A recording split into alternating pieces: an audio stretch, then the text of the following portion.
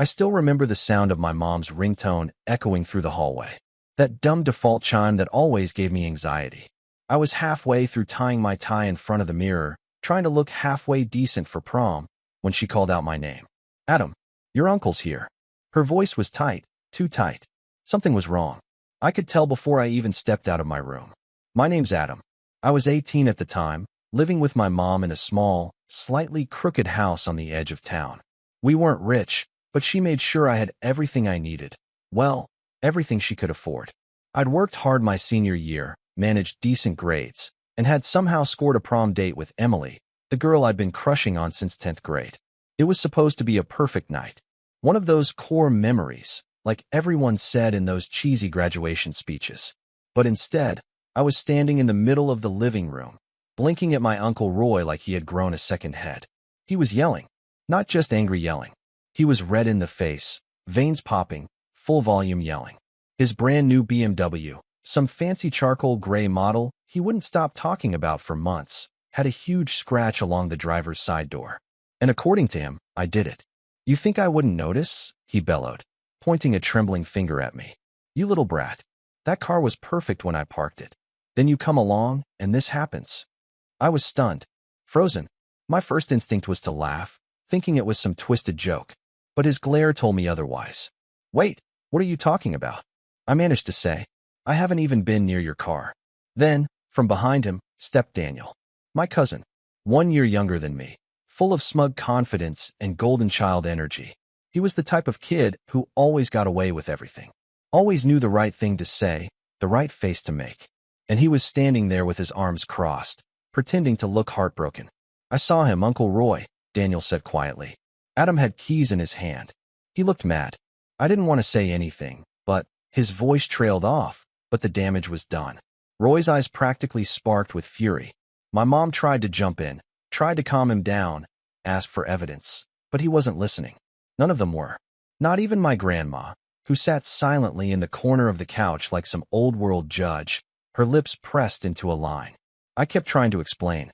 I hadn't even gone near the car. I was in my room for the last hour getting ready. But it didn't matter. Everyone had made up their mind already. My Aunt Janice, Daniel's mom, joined in, calling me ungrateful and saying I had always had a chip on my shoulder. My own prom suit suddenly felt too tight, like it was suffocating me. Get out of my house, my uncle said, voice trembling with anger. Now. And just like that, everything I'd been looking forward to, prom, the after-party, my last night with friends before graduation, was gone. My mom stood in the doorway as I stumbled outside, wiping my eyes. She didn't say anything, just watched. I didn't sleep that night, or the next. Prom photos popped up all over social media, and I couldn't look at any of them. I didn't show up for graduation either. I told my mom I was sick, but really I just couldn't stand to see them all, my family, sitting there like nothing had happened. Like they hadn't accused me of something so ridiculous, so humiliating, and never once even asked if it was true. But what hurt the most, what really stuck with me, was Daniel. The way he looked at me when I walked out. That tiny smirk tugging at the corner of his mouth. It wasn't just a lie. It was planned. And everyone bought it. It was weeks later, maybe a full month, when I saw him again. The family cookout. It was supposed to be a celebration for my cousin Ava's birthday. Hot dogs, lawn chairs, the usual stuff.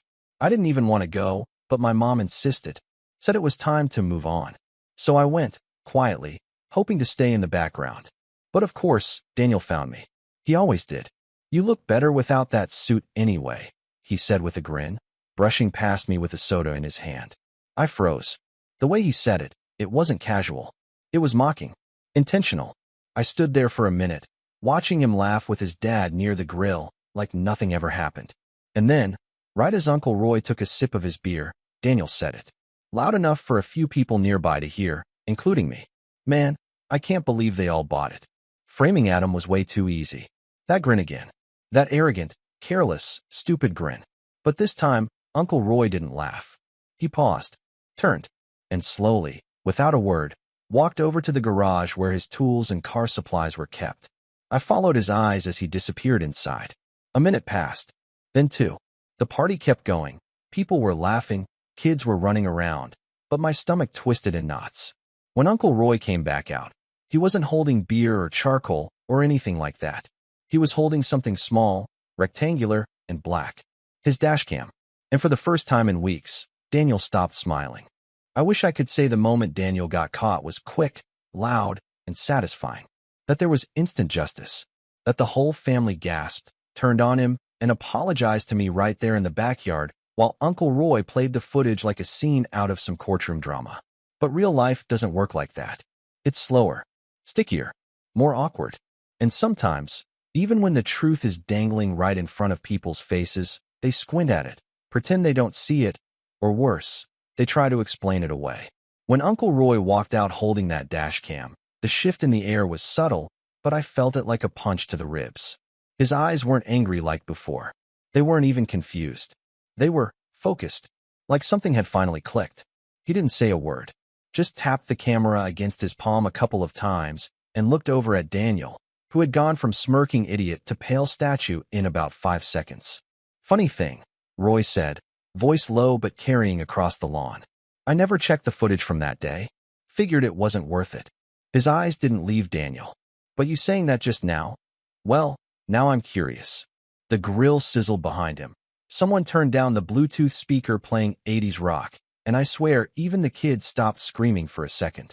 Janice came over fast, fake laughing like this was all some kind of joke. Oh, come on, Roy. He's just kidding around. Boys tease each other. That's what cousins do. But Roy wasn't listening. He walked past her, nodding toward his laptop on the patio table. Let's find out. It took maybe 10 minutes to load the footage. I stood off to the side, trying not to get my hopes up. I didn't want to believe justice was coming. I'd been let down too many times by this family. And yet, I couldn't tear my eyes away from that screen. Roy fast-forwarded through the static dashboard view, driveway, garage, trees swaying in the wind. Then, the moment. There it was. Clear as day. Daniel, walking up to the car with a set of keys in his hand. Pausing, looking over his shoulder, and then dragging those keys along the driver's side door in one smooth, deliberate motion. He even had the nerve to smirk at the camera, not knowing it was angled just low enough to catch him. The footage stopped. Silence. No one spoke for a long time. Daniel opened his mouth first. That's not me. Even he didn't sound convinced. Janice stepped in, voice sharp. That could be anyone. The lighting's bad. You can't even see his face. Uncle Roy stared at her. You don't think I recognize my own son? Janice's face twitched. I'm saying it could be someone else. A friend. A neighbor's kid. Roy didn't say anything.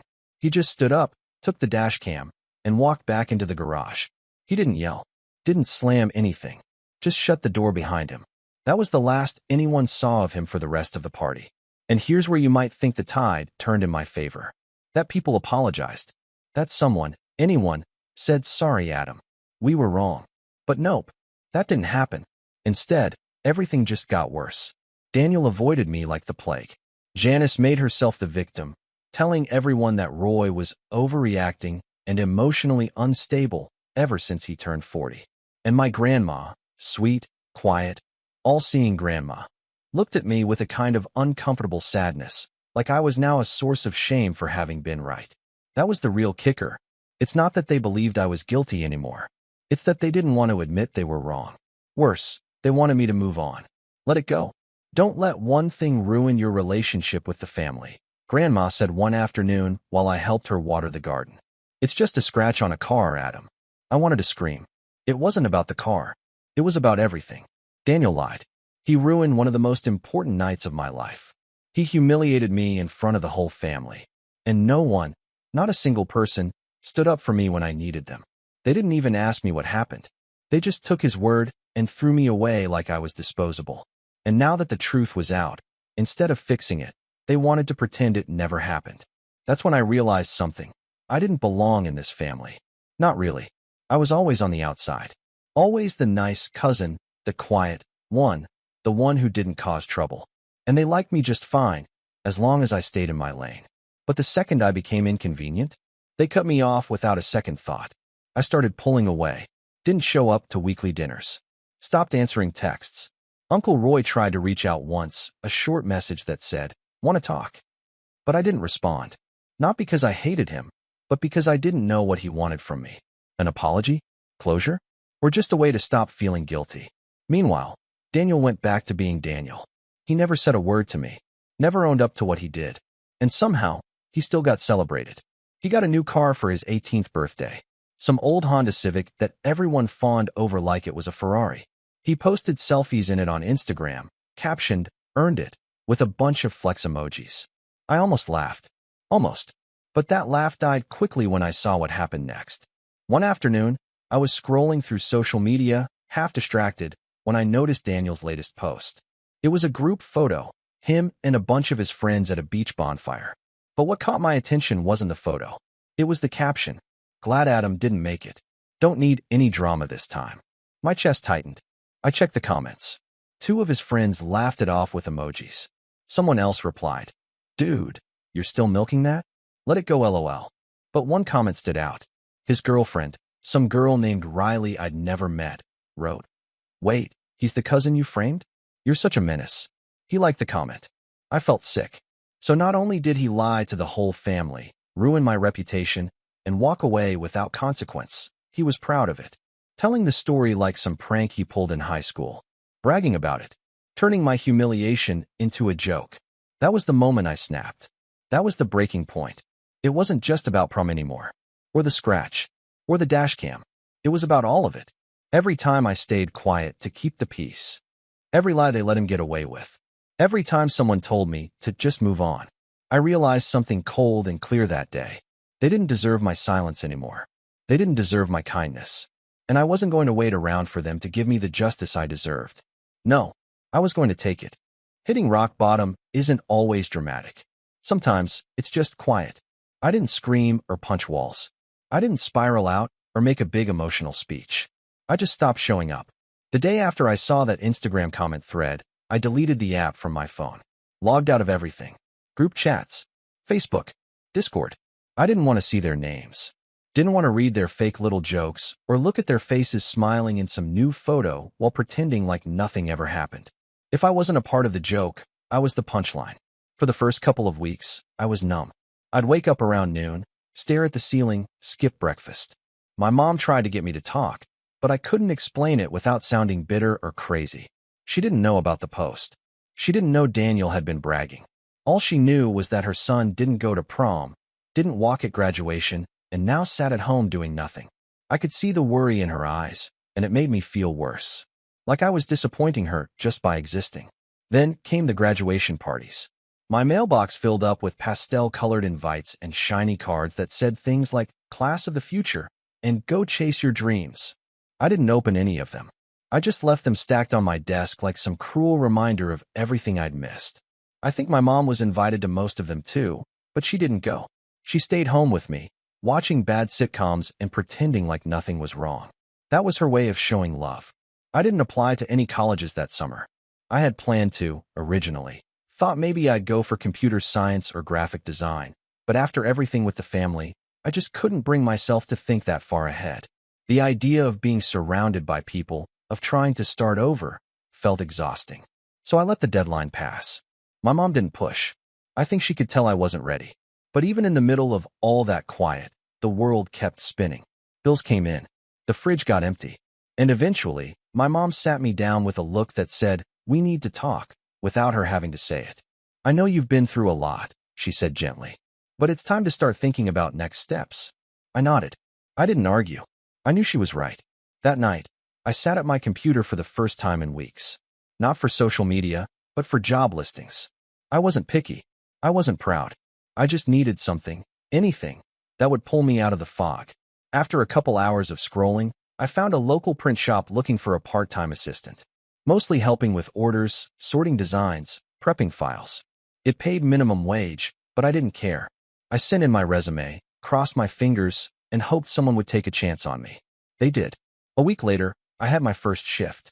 The print shop was this small place tucked between a dry cleaner and a vape store, but it had a charm to it. Cluttered shelves, a wall of paper samples, the faint smell of toner and coffee. My boss, Raj, was this laid-back guy in his 30s with a ponytail and a dry sense of humor. He didn't ask about my GPA or extracurriculars.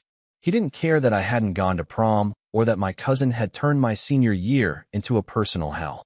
All he cared about was whether I could learn the software and not break the printers. And for the first time in a long time, I felt useful. I learned fast.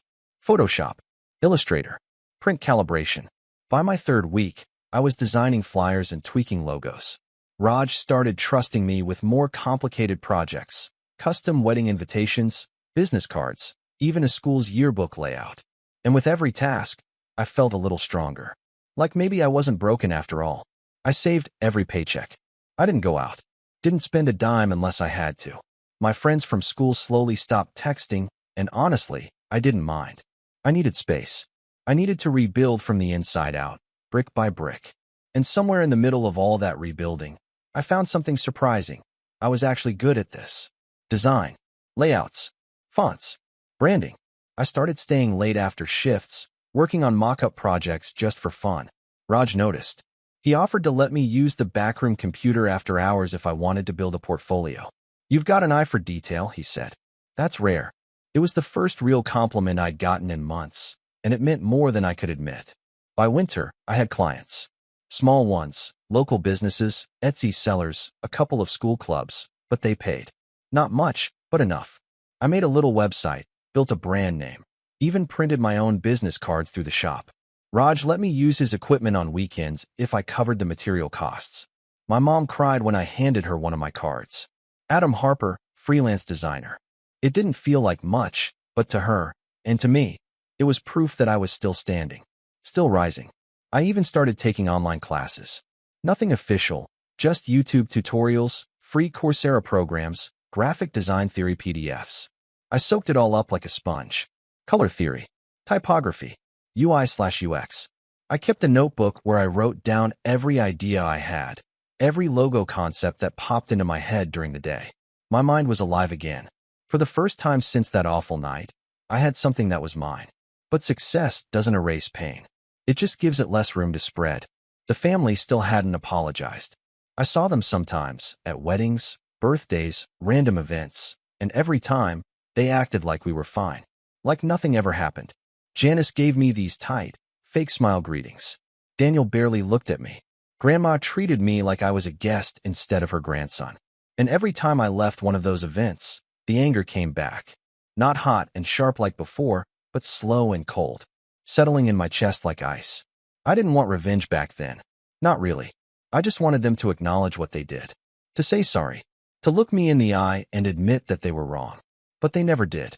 And so, the part of me that had healed, the part that had quietly rebuilt, brick by brick, started wondering if maybe forgiveness wasn't the only way forward. Maybe, just maybe, there was another path. One that didn't involve screaming or public drama. One that involved patience and precision. Because here's the thing about working in design, especially for local clients. You start to know things. Who's opening a business? Who's planning a wedding? Whose logos are being registered? And whose branding is just a cheap Canva template.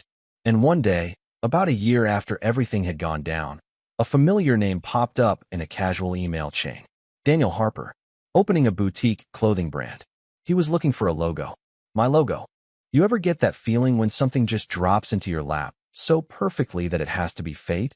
That was me, sitting in the print shop's backroom, reading the email thread about a new fashion startup in town, and seeing my cousin's name at the bottom like a poorly written joke.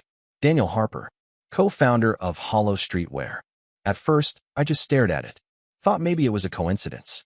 Maybe there were two Daniel Harpers running around trying to sell overpriced t-shirts. But then I clicked the link attached to the mock-up site, and there he was, front and center, arms crossed in some wannabe GQ pose, under a pretentious quote that read, "Rebellion is luxury." I nearly choked on my iced coffee. The site was half-finished, slapped together on a free builder template. Broken links, placeholder images. But the idea was clear. Daniel was trying to rebrand himself as some visionary clothing entrepreneur. And get this, he was planning a full launch event. Custom merchandise, pop-up booth, local sponsors, the whole deal. I sat back in my chair and laughed. A full, real laugh. The kind I hadn't let myself feel in over a year. Now, I want to make one thing clear. I didn't immediately plan to sabotage him. I wasn't sitting there twirling a metaphorical mustache. But something shifted in me. A little click. A thought that said, "You're not the same scared kid they framed anymore. You've built something. You've earned something." And suddenly, I realized I had power now. Real power. You see, in the past 6 months, I'd become the go-to freelance designer for half the local businesses in town. Print shops, photographers, musicians, wedding planners, you name it. If someone needed a clean logo or a sleek website banner, they came to me. And I knew people. I knew printers, suppliers, event organizers. I knew what made a brand look legitimate, and I knew what made it fall apart. So I leaned back, cracked my knuckles, and thought, okay, Daniel, let's see how much you care about appearances. The first step was gathering intel, quietly. I didn't want to tip anyone off. Luckily, I had the perfect in. Daniel's business partner, a kid named Leo, had already sent a cold email inquiry to the shop asking about bulk printing costs for hoodies and tees. Raj had forwarded it to me like he always did with new leads. Looks like a student project. You want to handle this one? I replied yes faster than I probably should have. I crafted the most professional, helpful response I could. Acted like I'd never heard of Daniel in my life. I offered design consultation, brand mock-ups, even a special discount if they ordered within the month. A few hours later, Leo replied with enthusiasm. Awesome. Let me loop in my partner. And just like that, Daniel Harper slid into my inbox. I played it cool. Nice to meet you, Daniel, I wrote. Excited to help Hollow Streetwear get off the ground. He didn't recognize me. Not right away. I'd grown my hair out a bit. My email signature just said Adam H. And my website was under my brand name, Graymark Designs. No photo. No mention of high school. Just clean, minimalist branding and an impressive portfolio. He probably thought I was just another faceless freelancer hungry for work. And that was perfect. We set up a Zoom call to discuss his brand identity. He showed up wearing a hoodie with his placeholder logo, an awful-looking crown/skull hybrid that looked like it was drawn in Microsoft Paint. He rambled on about wanting edgy minimalism and urban rebellion aesthetics. I listened, nodded, took notes. Not once did he look at me closely. I wanted to test something. So near the end of the call, I casually said, just curious, how'd you come up with the name Hollow? Daniel leaned back in his chair, grinning like a kid who thought he was profound. Well, it's about how society's expectations are empty, you know? Like, we're forced to follow all these rules that don't mean anything. My brand is about rejecting that, being unapologetically yourself. I had to mute myself for a second to keep from laughing. Unapologetically yourself, huh? Like lying to your whole family and framing your cousin? After the call, I got to work. I sent him a batch of logo options, clean, sharp, modern looking. A huge step up from his original mess. He ate it up. Bro, these are fire, he replied. You killed it. I told him I could help with apparel mock-ups and even build the full website. Let's get you launch ready, I said. But we'll need to move fast if you're planning that pop-up event. He was all in. Over the next couple of weeks, I became his right hand. He trusted me, sent me his plans, the sponsorship list, the vendor contacts, even the guest list for the launch event. He was hosting it at a local event space, The Junction, a renovated warehouse downtown used for pop-up markets and private parties. I'd done flyers for a charity event there a month prior, so I already knew the staff. More importantly, I knew the event manager, Mel. She liked me. I'd helped her fix a last-minute banner printing mistake once, and she remembered. So when I called and casually asked who had booked the venue for October 14th, she checked and said, some streetwear brand. Hollow something. I smiled and said, funny story, my cousin's running it. Oh, no way, she said. Small world. You could say that. I told her I might swing by that night to see the setup. Family support and all, I joked. She said I was welcome anytime. So now I had full access to his brand identity, his logo and files, his clothing mock-ups, his supplier list, his event date and venue. And he still hadn't figured out who I was. But this wasn't just about embarrassing him. That would have been too easy. I wanted Daniel to feel what I felt. The slow erosion. The quiet humiliation. I wanted him to watch everything almost fall into place and then slip right through his fingers. So I started setting the pieces. Piece 1, brand sabotage. I created 3 alternate versions of Daniel's new logo. Slight tweaks. Subtle changes. One had a barely visible watermark embedded into the design. A phrase, written in tiny letters. I lied to ruin my cousin's life. Another had the text, fake, hidden inside the crown's design, only visible if printed on certain fabrics. Then, I uploaded all of them to the shared Google Drive folder he gave me. He never noticed. Piece 2, supplier mix-up. He asked me to coordinate with the print supplier for the hoodies. Said he wanted 200 black pullovers with the logo embroidered across the front. I offered to handle it directly, but instead of sending the final, corrected design, I sent the version with the watermark. On the mock-up, it looked identical, but once printed in high-res embroidery, that hidden phrase would show up, barely, subtly, if you looked close enough. I approved the order myself and scheduled delivery for 3 days before the event.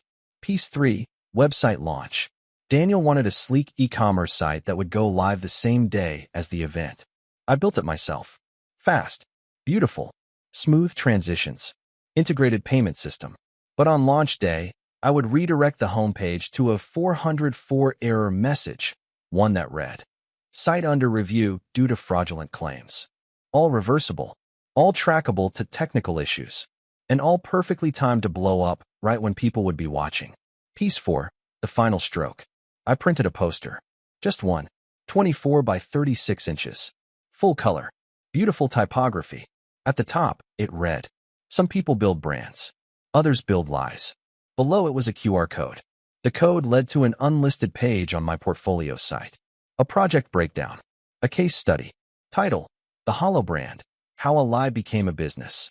And underneath, I uploaded the dashcam footage, a timeline of the prom night incident, screenshots of Daniel's Instagram comments, a write-up detailing how the brand was built on dishonesty.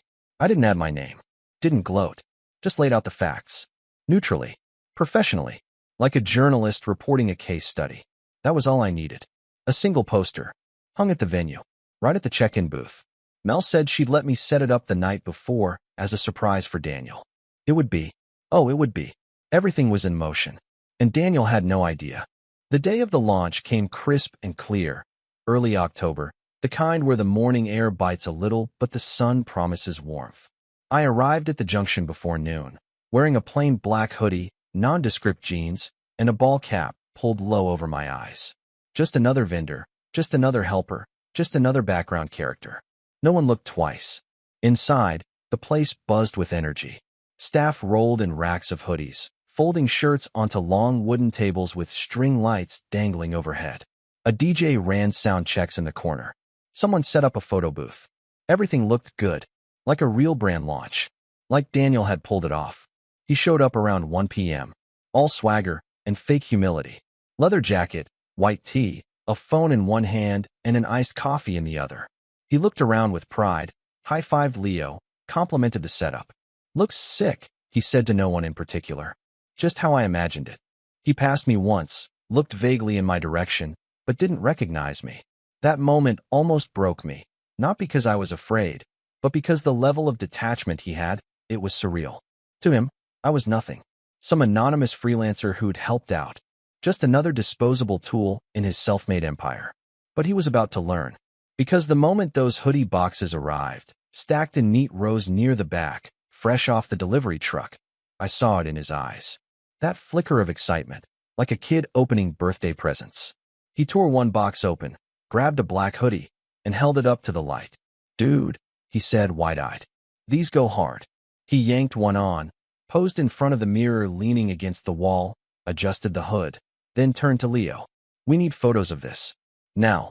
I slipped away before he could notice the embroidery. Because he wouldn't. Not right away. 2 p.m., doors open. The crowd trickled in. Friends, family, classmates, a couple of fashion bloggers, even one local news photographer. Daniel was in his element, shaking hands, posing for pictures, giving vague motivational quotes like, "It's not just clothing, it's a movement." I watched him play the role like he was born for it. Meanwhile, the poster I had placed at the entrance hung silently beside the check-in booth. People didn't notice it at first, but all it takes is one person. A guy near the front of the line leaned in to scan the QR code while waiting. Then another. Whispers started spreading. "Wait, what is this? Yo, this is about him. Is this real?" Then phones started coming out. Screens lit up with the dashcam footage. People zoomed in. Read the screenshots. Read everything. And then, the moment hit like a dropped piano. Daniel's own uncle, Roy, walked in.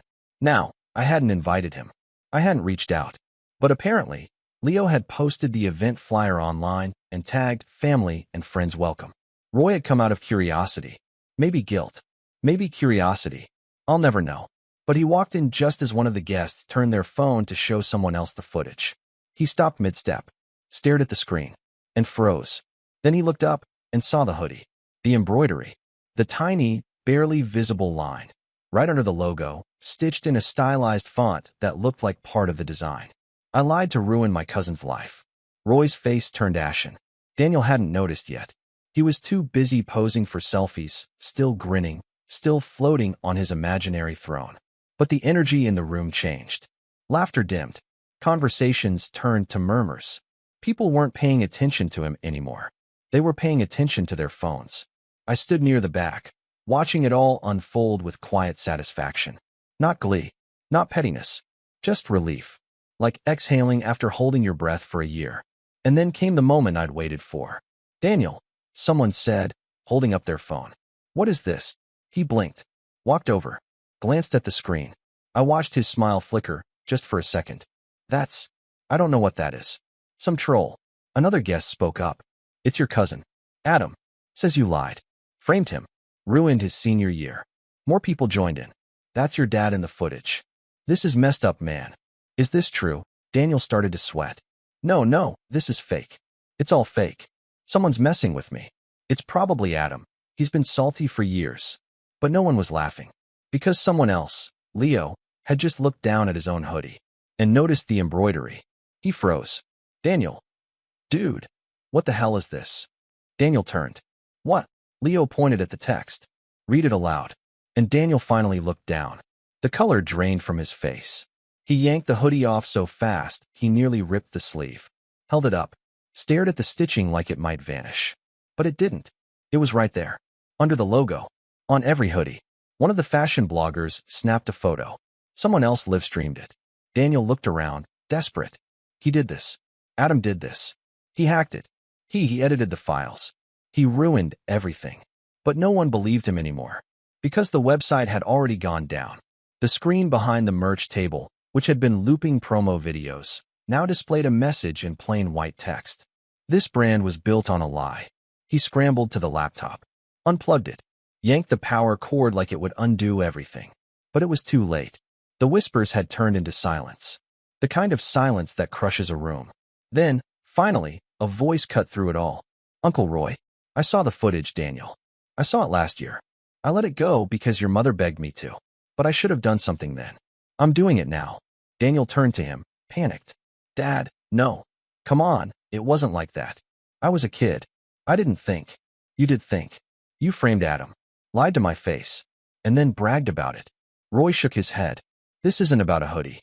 This is who you are." And with that, he walked away. Just turned around and left. No yelling. No drama. Just quiet disappointment. Daniel stood in the middle of the room, surrounded by boxes of ruined merchandise, a ruined brand, and a crowd that had already started backing away. Nobody wanted to be seen near him now. He tried to grab Leo's arm. "Dude, come on. We can fix this. We can spin it." Leo pulled away. "We're done, man." He left. Then the DJ packed up. Then the photographers. And within 20 minutes, the pop-up launch that was supposed to be Daniel's grand entrance into the fashion world was over. Just like that. He didn't say another word. He sat on a folding chair, staring at the floor, while guests walked around him like he wasn't even there. I didn't approach him. I didn't gloat. I just quietly left, hoodie up, blending into the crowd. But before I stepped out the door, I passed by the entrance one last time and saw Janice, his mom, standing there. She must have arrived late. She looked at the poster, then at me. Recognition flashed in her eyes. "You," she whispered. I met her gaze and nodded, then walked past her without a word. The aftermath? Well, it wasn't fireworks and lawsuits. It was something better. Real-life consequences. Daniel's little brand never launched. Sponsors pulled out. The event venue blacklisted him. The photos and footage circulated just enough to ruin his visionary image in the local business community. His reputation never recovered. He tried to rebrand 6 months later under a new name. Didn't go anywhere. Leo started a clothing line of his own. I helped him with the design, anonymously, of course. He paid well and didn't ask questions. I heard it's doing fine. As for me, my portfolio exploded. People loved the Hollow brand case study. Not because it was petty, but because it showed strategy, detail, restraint. I got offers from creative agencies, startups, even a few out-of-state clients. Raj gave me a corner office in the shop and started calling me his secret weapon. I took a full-time contract with a media firm a few months later. Moved out. Got my own place. A clean space. White walls. Big desk. And on that desk sits one thing. A single black hoodie. Folded neatly. The embroidery barely visible unless you really look. I lied to ruin my cousin's life. Every time I see it, I remember that kid, 18 years old, standing outside his house in a prom suit, crying, with no one listening. I remember how alone he felt, how small, and I remember the moment he stopped waiting for justice and became it.